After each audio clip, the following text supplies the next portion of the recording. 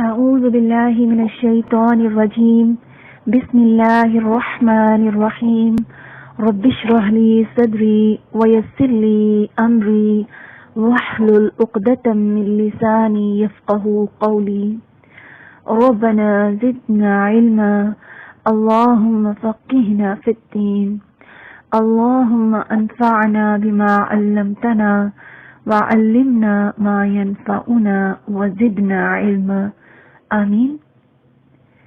الحمدللہ آج نماز کے حوالے سے نماز نبوی جو کتاب ہم لوگوں نے شروع کی ہے اس کا آج ہمارا دوسرا لیکچر ہے۔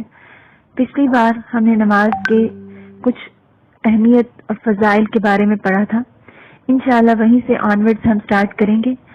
آج کا جو ہمارا پیج ہے پیج 52 ہے۔ سب سے پہلے تو یہ کہ نماز ہے کیا؟ نماز دراصل انسان کو اس کی ہر روز کی زندگی میں جو بھی ہم اعمال کرتے ہیں، اللہ تعالیٰ کے ساتھ جو ہمارا تعلق جڑتا ہے، اس کے بارے میں ایک طرح سے نماز ہمیں ایک میٹر دیتی ہے، جس کے ذریعے ہم دیکھ سکتے ہیں کہ ہم کہاں کھڑے ہیں، ہم اپنی نمازوں میں کتنے پنکچوئل ہیں، ہم اپنی نمازیں کتنے وقت پر ادا کرتے ہیں، ہم جب نماز پڑھتے ہیں اس میں کتنا خشوع کتنا زیادہ ہوتا ہے۔ نماز ایک ایسا چیز ہے جس کے ذریعے ہم ہر روز اپنی پروگرس جو ہے اللہ سبحانہ و تعالیٰ کے سامنے اس کو دیکھ سکتے ہیں۔ ایک طرح سے بعض اوقات جب ہم مختلف اعمال کر رہے ہوتے ہیں، ہمارے دل میں یہ احساس بھی ہوتا ہے کہ ہم کامیاب ہونا چاہتے ہیں، لیکن ہمیں اپنی پروگرس کے بارے میں علم کیسے ہو، میں کہاں کھڑی ہوں، میں نے کتنا کام کیا ہے اور مجھے کتنی اور محنت کرنے کی ضرورت ہے۔ اگر یہ ہم چیک کرنا چاہتے ہیں تو اس کے لیے ہم اپنی نمازوں کو دیکھیں، اپنی نمازوں کا جائزہ لینے کی ضرورت ہے۔ اللہ سبحانہ و تعالیٰ سورۃ المؤمنون میں فرماتے ہیں قد افلح المؤمنون، تحقیق فلاح پا گئے، کامیاب ہو گئے، المؤمنون ایمان والے، الذین هم فی صلاتهم خاشعون، الذین وہ لوگ ہم یعنی وہ جو فی صلاتہم ان کی نمازوں میں خاشعون خشوع اختیار کرتے ہیں۔ نمازوں میں خشوع ہمارا اللہ سبحانہ و تعالیٰ کے ساتھ تعلق کو ظاہر کرتا ہے۔ اور خشوع کا کیا مطلب ہے؟ جب ہم نماز کے لیے کھڑے ہوتے ہیں تو نماز کے دوران ہمارے دل میں کیا احساس ہوتا ہے کہ میں اللہ تعالیٰ کے سامنے کھڑی ہوں، مجھے جو بھی نماز کا وقت ہے، جو فرض اور سنت ادا کرنی ہے، میرا کیا مقصد ہے؟ کیا ہمارے دل میں یہ خیال ہوتا ہے کہ مجھے جا کے بہت سارے کام کرنے ہیں تو میں جلد از جلد اپنی نماز کو ختم کروں؟ ہونا یہ چاہیے کہ جب ہم نماز کے لیے اللہ تعالیٰ کے سامنے کھڑے ہوں تو ہمارے ذہن میں صرف یہ ہو کہ میں اپنے رب کے سامنے کھڑی ہوں، اپنے رب سے بات کرنے کے لیے آئی ہوں، اور اس وقت دنیا جہان میں میرے لیے سب سے اہم کام، ہر چیز سے اوپر جو کام ہے وہ میرا اپنے رب سے بات کرنا ہے۔ میرا اس وقت جو وقت اللہ سبحانہ و تعالیٰ کے ساتھ ہے میرے لیے ہر کام سے بہتر ہے، ہر کام سے اعلیٰ ہے، اور اگر میں اس کام میں کامیاب ہو گئی، اگر ان اوقات میں میں نے اپنے رب کی بہترین طریقے سے عبادت کر لی، تو پھر انشاءاللہ اس کی برکت سے میرے سارے وہ کام جن کی فکر مجھے نماز میں ستاتی ہے وہ سب بھی حل ہو جائیں گے۔ یعنی خشوع نماز میں اللہ سبحانہ و تعالیٰ کی طرف مکمل دھیان ہے۔ بعض اوقات جب ہم نماز پہ کھڑے ہوتے ہیں تو ہمارے اندر ایک عجیب سی بے چینی ہوتی ہے کہ مجھے جانا ہے، اور اس سے یہ ہوتا ہے کہ اس کا ایفیکٹ کیا ہوتا ہے، ہماری سوچیں ہمارے عمل کے اوپر اثر انداز ہوتی ہیں، ہماری سوچیں ہمارے افعال کے اوپر اثر انداز ہوتی ہیں۔ اگر ہمارے ذہن میں یہ خیال ہے کہ میں اپنے رب کے سامنے کھڑی ہوں، سکون ہے، اطمینان ہے، تیزی نہیں ہے، تو وہی اس کا اثر ہمارے افعال پر آئے گا۔ جب ہم رکوع میں جائیں گے تو ہم بہت تسلی کے ساتھ رکوع کریں گے اور بہت تسلی کے ساتھ اللہ سبحانہ و تعالیٰ کی حمد بیان کریں گے، اس کی بڑائی بیان کریں گے۔ جب ہمارے دل میں سکون ہوگا تو ہمارے سجدے بہت خوبصورت ہوں گے، طویل بھی ہوں گے۔ سبحان ربی العالی کہتے ہوئے ہمارے دل میں اللہ سبحانہ و تعالیٰ کی عظمت کا احساس بھی ہوگا۔ اپنے سر زمین پر جب ہم رکھیں گے تو ہمیں اپنی عاجزی اور اپنی کمی اور اپنی کوتاہیوں کا احساس بھی ہوگا۔ تو یہ تمام احساسات تب آئیں گے، یہ خشوع تب آئے گا جب ہم واقعی اللہ سبحانہ و تعالیٰ کے سامنے اس احساس کے ساتھ کھڑے ہوں گے کہ یہ میرا رب ہے جس کے سامنے میں کھڑی ہوں، اور اللہ سبحانہ و تعالیٰ سے بہترین دوست کوئی نہیں ہے، اور اس وقت میرے تمام مسائل کا جو حل ہے، دنیا اور آخرت کے تمام مسائل کا حل انہی اوقات کو بہترین طریقے سے استعمال کرنے میں ہے۔ تو یہ تمام احساسات جو ہیں ہماری نماز میں خشوع پیدا کرنے کا ذریعہ بنیں گے انشاءاللہ۔ تو نماز میں دراصل قلب کی جو یکسوئی ہے، ہمارے قلب کا اللہ سبحانہ و تعالیٰ کی طرف جو دھیان ہے، وہی اصل میں ہماری نماز کو خشوع ہے۔ تو یہ وہ ہے کہ جو ہمیں نماز میں انہی چیزوں کو چیک کرتے رہنا ہے اور بار بار چیک کرتے رہنا ہے، اور جب بھی ہمارے اندر کمی آئے تو ہم نے اللہ سبحانہ و تعالیٰ سے دعا بھی کرنی ہے۔ جب ہم دعا پڑھتے ہیں ربی جعلنی مقیم الصلاۃ ومن ذریتی ربنا تقبل دعا، ربی جعلنی، اے میرے رب بنا دے مجھے مقیم الصلاۃ، نماز قائم کرنے والا، ومن ذریتی، اور میری اولاد میں سے، ربنا وتقبل دعا، اے میرے رب میری دعا قبول کر لے۔ ایسا تب ہم کب کہتے ہیں کہ اے میرے رب میری دعا قبول کر لے؟ تب کہتے ہیں جب ہمیں کوئی چیز بہت شدت سے چاہیے ہوتی ہے، جب ہمیں بہت زیادہ کسی چیز کی ضرورت ہوتی ہے تو ہم ایمفسائز کرتے ہیں، ہم کہتے ہیں اللہ پلیز میری دعا قبول کر لیں، یا اللہ میری یہ دعا قبول کر لیں۔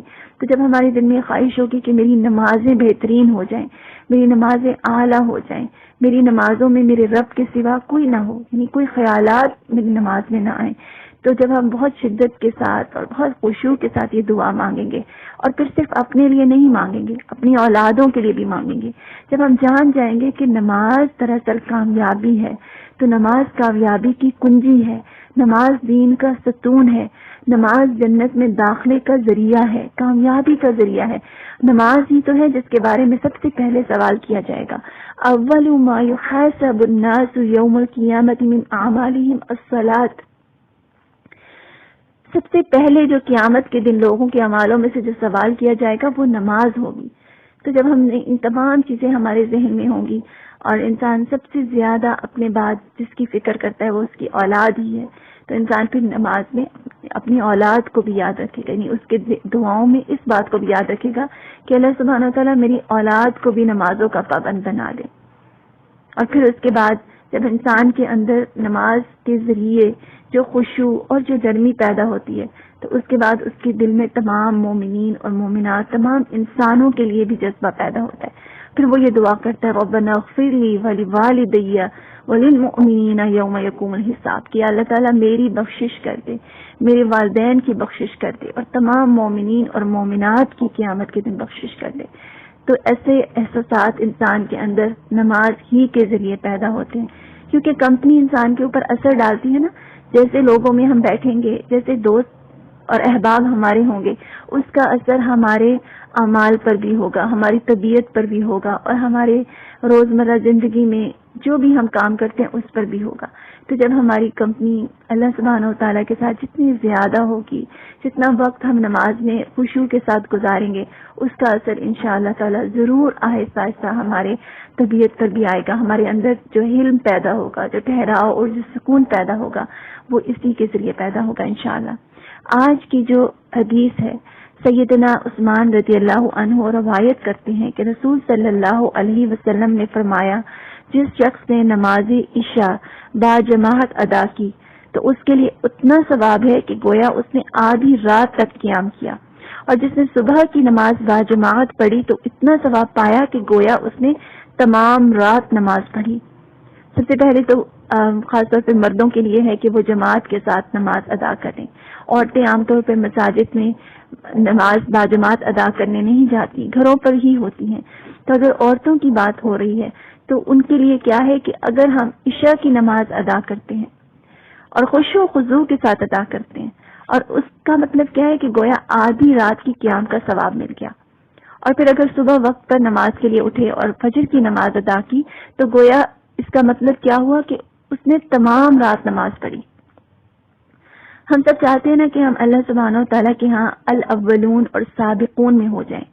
ہر وہ انسان جو یہ جان جاتا ہے کہ اصل کامیابی اللہ سبحانہ و تعالیٰ کے سامنے ہے، یعنی اللہ تعالیٰ کے ہاں جو جتنا زیادہ قریب ہوگا وہی اصل میں کامیابی ہے۔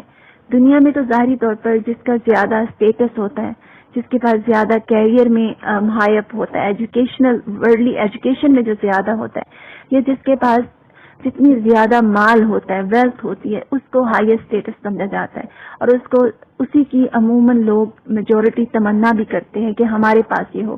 آپ کسی کی لیموزین دیکھ لیں، آپ کسی کا بہت بڑا سا کیسل دیکھ لیں، گھر دیکھ لیں، تو انسان تمنا کرتا ہے کہ میرے پاس یہ ہو۔ لیکن وہ لوگ جو یہ جانتے ہیں کہ اصل کامیابی اللہ تعالیٰ کے ہاں بڑا ہونے میں ہے، تو ان کی دل کی شدید خواہش یہ ہوتی ہے کہ ہم اللہ سبحانہ و تعالیٰ کے سابقین میں ہو جائیں، الاولون میں ہو جائیں۔ وہ لوگ جو اللہ تعالیٰ کے راستے میں دوڑ رہے ہیں، اللہ کی خوشنودی حاصل کرنے کے لیے بھاگ رہے ہیں، ان کی تمنا ہوتی ہے کہ ہم ان بھاگنے والوں میں الاولین میں ہوں، ہم پیچھے نہ ہوں۔ ان کی شدید خواہش ہوتی ہے کہ وہ پیچھے نہ ہوں، ان کا رینک جو ہے اللہ سبحانہ و تعالیٰ کے سامنے آگے ہو۔ تو وہ چاہتے ہیں کہ پھر ہم خوب عبادت کریں، بہت زیادہ نیکیاں کریں، اور پھر انسان پوری کوشش بھی کرتا ہے۔ بعض اوقات ہم ادھر ادھر دیکھتے ہیں، اس کے علاوہ ہم سمجھتے ہیں کہ کون سے ایسے کام کر لیں جس سے ہم سابقون بالخیرات میں ہو جائیں۔ تو یہاں پر کیا بتایا جا رہا ہے؟ اللہ سبحانہ و تعالیٰ ایک ایسا بہترین طریقہ بتا رہے ہیں، رسول صلی اللہ علیہ وسلم کے ذریعے ایک بہترین طریقہ ہمیں بتایا جا رہا ہے کہ اگر ہم چاہتے ہیں کہ ہم سابقون بالخیرات ہو جائیں، بہت زیادہ نیکیاں حاصل کرنے والے ہو جائیں، اللہ تعالیٰ کے ہاں ہمارا رینک بلند ہو جائے، تو وہ کیا ہے؟ پوری رات عبادت کرنا۔ اب ممکن ہے کہ کوئی ساری رات جا کر عبادت کرے، اور ہمارے مذہب میں یہ پسندیدہ بھی نہیں ہے کہ انسان اپنے جسم کو بھی اس کا حق دے، اپنے گھر والوں کو بھی اس کا حق دے، اور اپنی عبادات کو بھی اس کا حق دے۔ یعنی ہر چیز میں اعتدال ہمارے ہاں بہت اس کی اہمیت ہے۔ ہمارے مذہب میں کسی بھی چیز میں افراط اور تفریط ناپسندیدہ ہے۔ تو جب ہم یہ کریں گے کہ عشاء کی نماز ادا کریں گے اور پھر اس کے بعد وقت پر صبح اٹھ کر فجر کی نماز بھی ادا کر لیں گے، تو گویا ہم نے پوری رات عبادت میں گزاری۔ یہ حدیث میں کیا ہے کہ جس شخص نے نماز عشاء با جماعت ادا کی تو اس کے لیے اتنا ثواب ہے کہ گویا اس نے آدھی رات تک قیام کیا، اور جس نے صبح کی نماز با جماعت پڑھی تو اتنا ثواب پایا کہ گویا اس نے نماز تمام رات پڑھی۔ تو جو لوگ جماعت کے ساتھ نماز پڑھتے ہیں وہ بھی اس اجر کے حقدار ہیں، اور جو لوگ گھر پر ہوتے ہیں، خاص طور پہ جو فیمیل جو ہیں گھر پر نماز ادا کرتی ہیں، تو جب وہ بھی یہ کام کرتی ہیں، نماز پڑھتی ہیں عشاء کی اور فجر کی، تو اس کا مطلب کیا ہے کہ گویا انہوں نے تمام رات قیام کیا۔ سیدنا جندب قصری رضی اللہ عنہ روایت کرتے ہیں کہ رسول صلی اللہ علیہ وسلم نے فرمایا، جس شخص نے صبح کی نماز پڑھی وہ اللہ کے ذمے عہد و امان میں ہے۔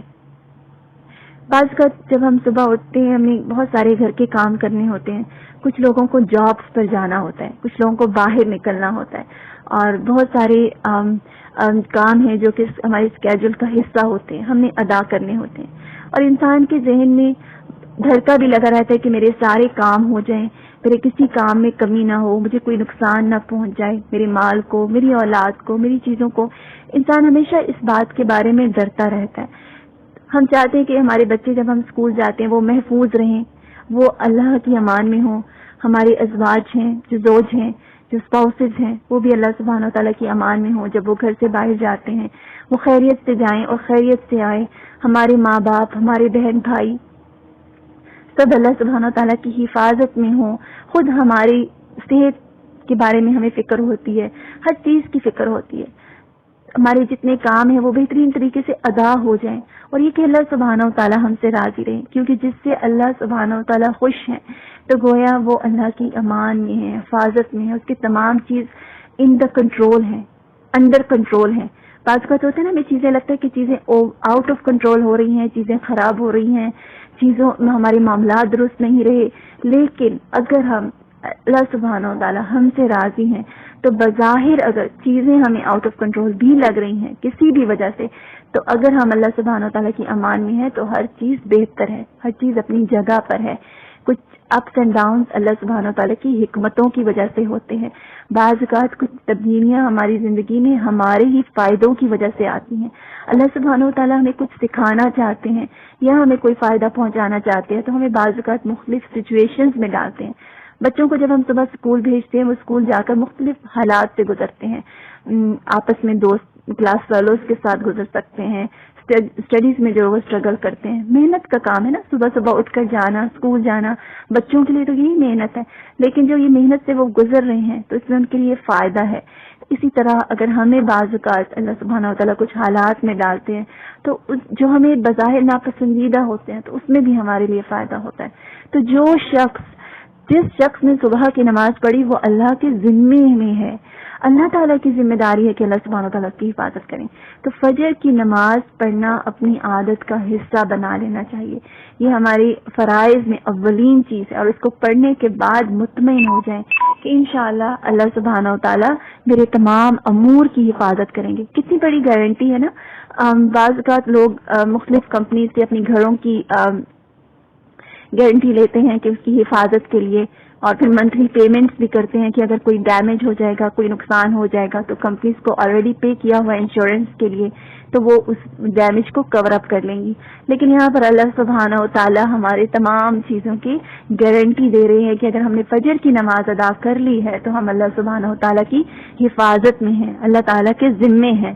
سیدنا ابو ہریرہ رضی اللہ عنہ روایت کرتے ہیں کہ رسول صلی اللہ علیہ وسلم نے فرمایا, تمہارے پاس فرشتے رات اور دن کو باری باری آتے ہیں. وہ آنے اور جانے والے فرشتے نماز فجر اور نماز عصر میں جمع ہو جاتے ہیں. یہ فرشتے جو آتے ہیں جیسے کرامن کاتبین ہیں, ان کی تبدیلی ہوتی ہے. جو فرشتے رات کے وقت ہمارے پاس تھے اب صبح فجر میں انہوں نے واپس جانا ہوتا ہے, ان کی ڈیوٹی تبدیل ہو رہی ہوتی ہے. جیسے سیکیورٹی گارڈز ہوتے ہیں نا, ان کی تبدیلی ہوتی ہے, اور ایک وقت میں جو ایک سیکیورٹی گارڈ اپنی شفٹ کو پوری کر لیتا ہے تو اس کی جگہ پر دوسرا سیکیورٹی گارڈ آ جاتا ہے. اور اللہ سبحانہ و تعالیٰ کے پاس اتنے فرشتے ہیں کہ جو ایک بار آتے ہیں وہ دوبارہ نہیں آتے, یعنی اتنی تعداد میں اللہ سبحانہ و تعالیٰ کی مخلوق ہے. تو یہ فرشتے جب آتے ہیں صبح کے وقت تو رات آنے والے فرشتے بھی موجود ہوتے ہیں. تو گویا ہمارے پاس کتنے فرشتے ہو گئے؟ 4 فرشتے. فرشتوں کی تعداد بڑھ گئی. اب اتنے فرشتے حاضر ہیں. کس وقت حاضر ہیں؟ فجر کی نماز کے وقت اور عصر کی نماز کے وقت. ان نمازوں کی بہت اہمیت بھی ہے. تو جو فرشتے رات کو تمہارے پاس رہے وہ آسمان پر جاتے ہیں. فجر کے وقت جو فرشتے آئے اب ان کی ڈیوٹی سٹارٹ ہو چکی ہے, وہ اب ہمارے ساتھ موجود رہیں گے عصر تک. لیکن جو فرشتے رات پر ہمارے ساتھ رہے اب وہ صبح کے وقت اللہ سبحانہ تعالیٰ کے پاس جائیں گے. جو فرشتے رات کو تمہارے پاس رہے وہ آسمان پر جاتے ہیں تو ان کا رب ان سے پوچھتا ہے, حالانکہ وہ اپنے بندوں کا حال خوب جانتا ہے, تم نے میرے بندوں کو کس حال میں چھوڑا؟ وہ کہتے ہیں ہم نے انہیں اس حال میں چھوڑا کہ وہ نماز پڑھ رہے تھے, اور ہم ان کے پاس اس حال میں گئے کہ وہ نماز پڑھ رہے تھے. یعنی جب وہ پہلے عصر کے وقت آئے تھے تو انہوں نے ہمیں سال میں دیکھا کہ ہم عصر کی نماز پڑھ رہے ہیں. اب جب کہ وہ فجر کے وقت واپس جا رہے ہیں تو انہوں نے اس حال میں ہمیں چھوڑا کہ ہم نماز پڑھ رہے تھے. تو یہ کیفیت کس کو نصیب ہو سکتی ہے؟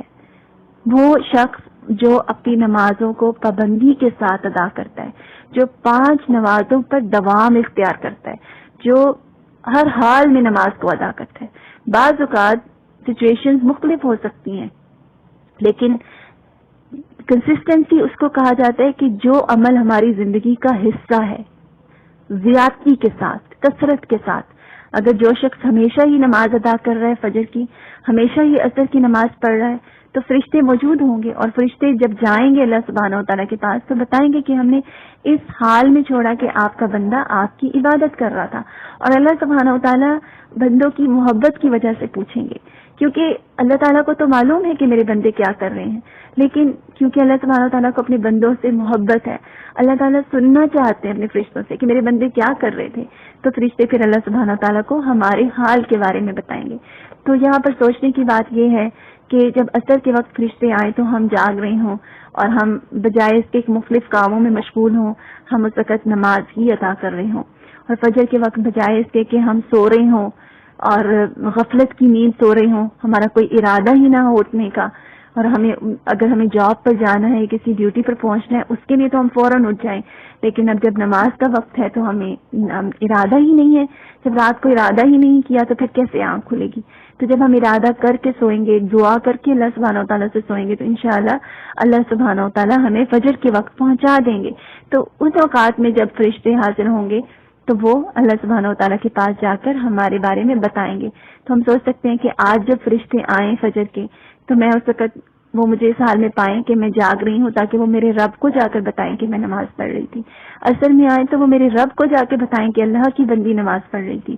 تو یہ جو خوشخبریاں ہیں ہمارے لیے، یہ ہمارے اندر موٹیویشن پیدا کرتی ہیں اور ہمارے اندر یہ احساس پیدا کرتی ہیں کہ مجھے نماز کو پڑھنا بھی ہے اور مجھے وقت پر ادا کرنے کی عادت ڈالنی ہے خود کو.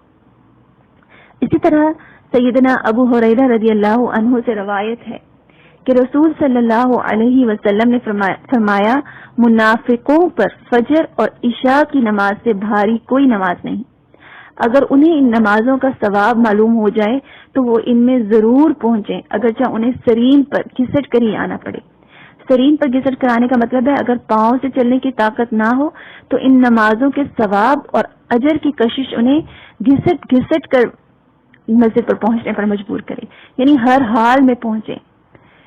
اتنا زیادہ اجر ہے فجر اور عشاء کی نمازوں کا. اور ظاہری سی بات ہے کہ یہ اوقات مشکل اوقات ہیں. فجر میں انسان گہری نیند میں ہوتا ہے اور اس میں اٹھ کر اللہ سبحانہ و تعالیٰ کے سامنے حاضر ہونا ایمان کا تقاضا کرتا ہے. جس کے اندر ایمان ہوگا، جس کے اندر فکر ہوگی کہ مجھے جواب دینا ہے، جس کے اندر یقین ہوگا کہ اس وقت فرشتے حاضر ہوتے ہیں یقینی طور پر، تو یہ تمام چیزیں اس کو فجر پر اٹھنے پر مجبور کریں گی اور وہ اللہ سبحانہ و تعالیٰ کی محبت میں بھی اٹھے گا. اسی طرح عشاء میں انسان بہت زیادہ تھکا ہوتا ہے اور بہت پورے دن کی تھکن غالب ہوتی ہے، تو عشاء کی نماز بھی بھاری ہوتی ہے. تو ان اوقات میں نماز کا ادا کر لینا، اپنی تمام تھکن کے باوجود اپنی نماز کو ادا کر لینا بہت بڑے اجر کا باعث ہے. تو اگر ان کو یہ معلوم ہو جائے منافقین کو کہ ان اوقات میں نماز ادا کرنے کا کتنا اجر ہے تو وہ پھر گھسٹ کر مسجد میں پہنچے. اتنا زیادہ ان نمازوں کا اجر و ثواب ہے. نبی صلی اللہ علیہ وسلم کو نماز اثر اس قدر پیاری تھی کہ جب جنگ خندق کے دن کفار کے حملے اور تیر اندازی کے سبب یہ نماز فوت ہو گئی تو آپ صلی اللہ علیہ وسلم کو شدید رنج پہنچا، آپ غمگین ہوئے. اس پر نبی صلی اللہ علیہ وسلم کی زبان سے یہ الفاظ نکلے، ہمیں کافروں نے درمیانی نماز یعنی عصر کی نماز سے باز رکھا حتیٰ کہ سورج بھی غروب ہو گیا، یعنی مغرب آ گئی. اللہ تعالیٰ ان کے گھروں اور قبروں کو آگ سے بھر دے. اس سے کیا بات سمجھ میں آتی ہے؟ نبی صلی اللہ علیہ وسلم رحمت للعالمین تھے. آپ اپنے امت کے لیے دعائیں کرتے تھے، ان کی خیر و عافیت کی دعائیں کرتے تھے. لیکن یہاں پر جب ہمیں کسی چیز سے لا انتہا محبت ہوتی ہے تو اس کا غم بہت زیادہ ہوتا ہے. اس سے ظاہر ہوتا ہے کہ نبی صلی اللہ علیہ وسلم کو نماز سے کتنی محبت تھی اور عصر کی نماز سے کتنی محبت تھی. یعنی نماز کے چھوٹنے کا غم اتنا شدید ہوا کہ آپ صلی اللہ علیہ وسلم نے ان کافروں کے لیے جنہوں نے ریسٹرکشن ایسی کر دی تھی، ایسی حالات پیدا کر دیے تھے کہ مسلمانوں کے لیے اس وقت نماز ادا کرنا ممکن نہ ہوا کیونکہ مسلسل تیر اندازی ہو رہی تھی اور ایسے میں نماز ادا کرنا مشکل ہو گیا. تو یہاں تک کہ سورج غروب ہو گیا. ایسے موقع پر رسول صلی اللہ علیہ وسلم نے ان کے لیے ایک طرح سے بد دعا کی کہ اللہ تعالیٰ ان کے گھروں اور قبروں کو آگ سے بھر دے. اس سے ہم اندازہ کر سکتے ہیں کہ ہم اپنی نمازوں میں کتنی پابندی اختیار کرتے ہیں. کتنی ہی ہماری عصر کی نمازیں ہیں جو چھوٹ جاتی ہیں. بعض اوقات ہم مال میں ہوتے ہیں، بعض اوقات ہم کسی ریسٹورانٹ میں ہوتے ہیں، بعض اوقات ہم جاب پہ ہوتے ہیں، یعنی مختلف وجوہات کی وجہ سے ہم نماز عصر چھوڑ دیتے ہیں. حالانکہ یہ نماز ہمارے نبی صلی اللہ علیہ وسلم کو کتنی محبوب تھی. تو جس چیز کی انسان کے اندر محبت ہوتی ہے وہ پھر اس کے اہتمام کی پوری کوشش بھی کرتا ہے، پھر وہ کسی صورت میں اس چیز کو جانے نہیں دیتا. آپ دیکھ لیں دنیا میں ہمیں کن کن چیزوں سے محبت ہے، کتنی شدید محبت ہے، اور جب ہمیں وہ چیز چاہیے ہوتی ہے، محبت ہوتی ہے، تو ہم اس کو نہیں جانے دیتے. کچھ لوگوں کو اپنی جاب سے بہت محبت ہوتی ہے، وہ ہر حال میں وقت پر پہنچتے ہیں، ہر حال میں اپنی جاب کو حاصل کرتے ہیں کہ میں ٹائم پر پہنچ جاؤں، لینا ہو جائے کسی صورت میں، اس کے لیے وہ بہت سارے کاموں کو بھی چھوڑ دیتے ہیں. کچھ لوگوں کو کسی دوست سے ملنا ہوتا ہے، کوئی اور امپورٹنٹ کام ہوتا ہے، مختلف اس وقت مصروف وقت ہوتا ہے، بہت سارے اپوائنٹمنٹس ہو سکتی ہیں، بہت سارے کام ہو سکتے ہیں. لیکن جس کو محبت ہوگی اس نماز سے، جتنی زیادہ محبت ہوگی وہ ہر حال میں نماز کو ادا کرے گا. اور پھر جب انسان کو محبت ہوگی تو وہی محبت اس کے لیے آخرت کی کامیابی کا بھی ذریعہ بنے گی. ہم چاہتے ہیں نا کہ ہم جنت میں بلند درجے حاصل کر سکیں، ہم جنت میں داخل ہو سکیں، کیونکہ جنت میں داخل نہ ہونا ایسی محرومی ہے جو کبھی ختم نہیں ہوگی. جب لوگ پل صراط میں سے گزر رہے ہوں گے جس کے نیچے آگ جل رہی ہوگی، کیونکہ ہر ایک پر حق ہے کہ وہ اس پل سے گزرے گا، اور اس کے نیچے آگ ہوگی، تو جو لوگ بچ جائیں گے وہی آگے پہنچ سکیں گے۔ تو اگر ہمیں محبت ہے، جنت تک پہنچنا چاہتے ہیں، تو اس کے لیے ہمیں نمازوں پر پابندی اور خشوع اختیار کرنا ہوگا، اور اس کے لیے ہمیں کوشش کرنی ہوگی۔ اگر ہم نمازوں کی پابندی کو اپنی زندگی کا حصہ بنا لیتے ہیں اور اس پر دوام اختیار کرتے ہیں، تو انشاءاللہ یہ ہمارے لیے کامیابی کا ذریعہ ہوگی۔ ایسی نماز جس میں اللہ کی یاد ہو، اللہ کا ذکر ہو، تو وہ ضرور انسان کے اندر بہتری پیدا کرتی ہے۔ نمازی اور شہید، اس کے بارے میں ایک حدیث ہے۔ سیدنا ابو ہریرہ رضی اللہ عنہ روایت کرتے ہیں کہ ایک قبیلے کے 2 شخص ایک ساتھ مسلمان ہوئے۔ ان میں سے ایک جہاد فی سبیل اللہ میں شہید ہو گئے اور دوسرے صاحب 1 سال کے بعد فوت ہوئے۔ سیدنا طلحہ رضی اللہ عنہ نے خواب میں دیکھا کہ وہ صاحب جن کا 1 سال کے بعد انتقال ہوا، اس شہید سے پہلے جنت میں داخل ہو گئے، یعنی جن کا 1 سال کے بعد انتقال ہوا وہ شہید سے پہلے جنت میں داخل ہو گئے۔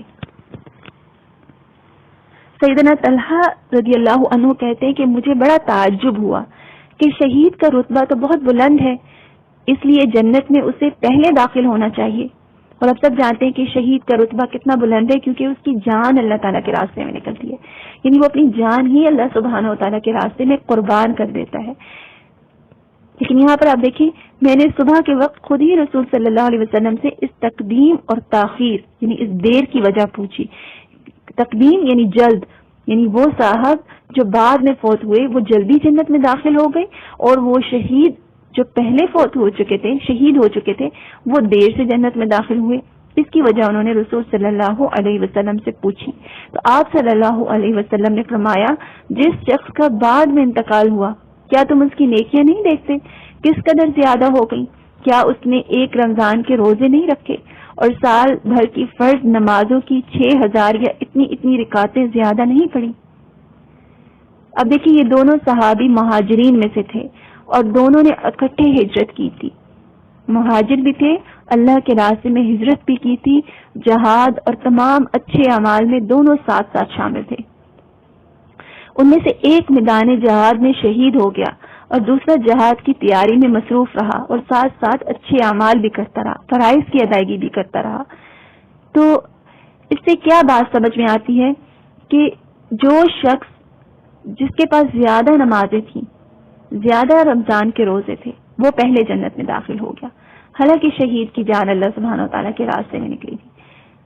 تو عبادت، فرائض کی ادائیگی اللہ تعالیٰ کے قرب کا ذریعہ ہے اور بڑے درجات کا ذریعہ ہے۔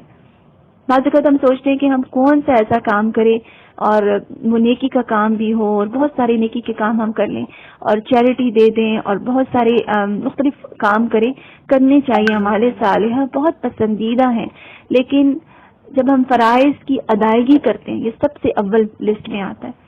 یعنی پرائرٹیز کیا ہے کہ سب سے پہلے فرائض کی ادائیگی ہونی چاہیے۔